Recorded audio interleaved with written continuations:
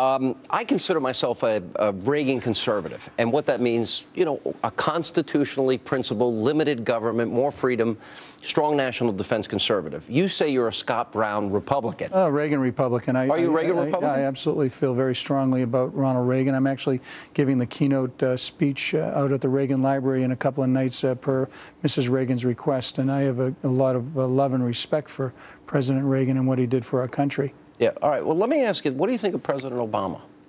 Listen, I said it before, he's got a lot of challenges, and, you know, he has a good heart. He's got a couple of kids like I do, but in terms of tackling the very real fiscal issues that we're facing right now, I think he can do a lot better. Did he punt? Did he wimp out? Did he, you know, show a lack of leadership with, for example, his budget? Because it was only about a month ago he was talking about if we really want to deal with the budget, we got to deal with entitlement reform. He presents a budget and he doesn't deal with any of the things. You saw in the State of the Union, you know, there was hopeful conversation about tackling a lot of things. So everyone was expecting them to, you know, him to actually lead on those issues.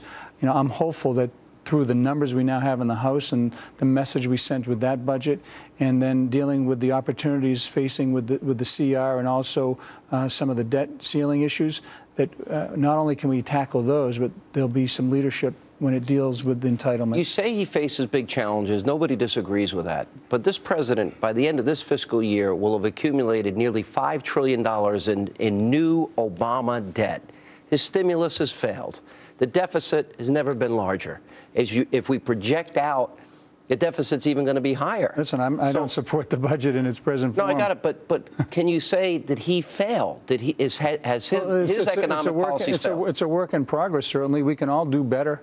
I mean, we need leadership not only from the House but from the President and the Senate. We need to come together. Did he show leadership on that bill? On the budget, you mean? Hey, listen, he could have done better. I think everyone knows that. You know, everybody's saying that he could have done better. You seem I don't know. I'm trying to understand your reluctance. You're trying to have me hammer somebody, and where I can work with the President, I'm going to do it. And it's not certainly productive for me as a senator to go out hammering anybody, whether they're Democrat or Republican. How about just honest, truthful criticism? I've said right from the beginning that I'm disappointed in the budget, and he should have shown leadership when it comes to working with entitlement reform and focusing on jobs in the economy.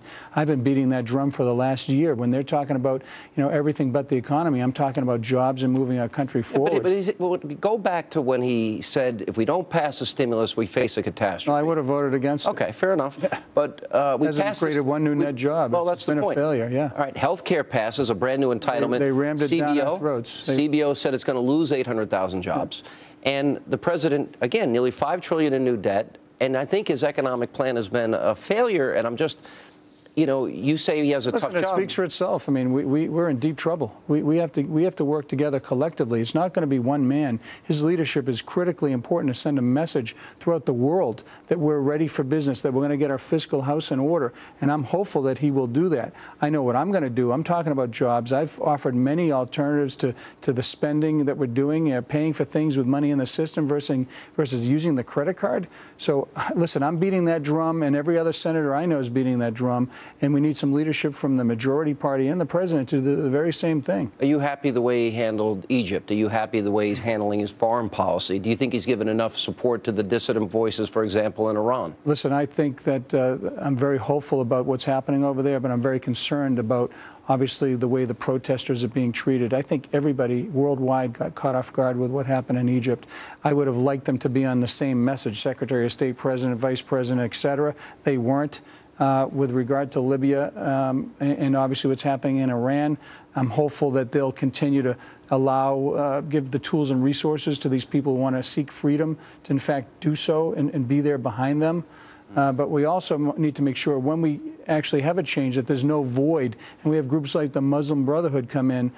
We need an orderly transition, and sometimes the United States needs to just step back and let these countries feel their way out and get some young rising stars in those countries to step forth and say, you know what, I'll take it, I'll run with that mantle, and let them go out and have a free and fair election. Last question, as it relates to Wisconsin and the protesting and Governor Walker's position about collective bargaining, do you think the governor's right?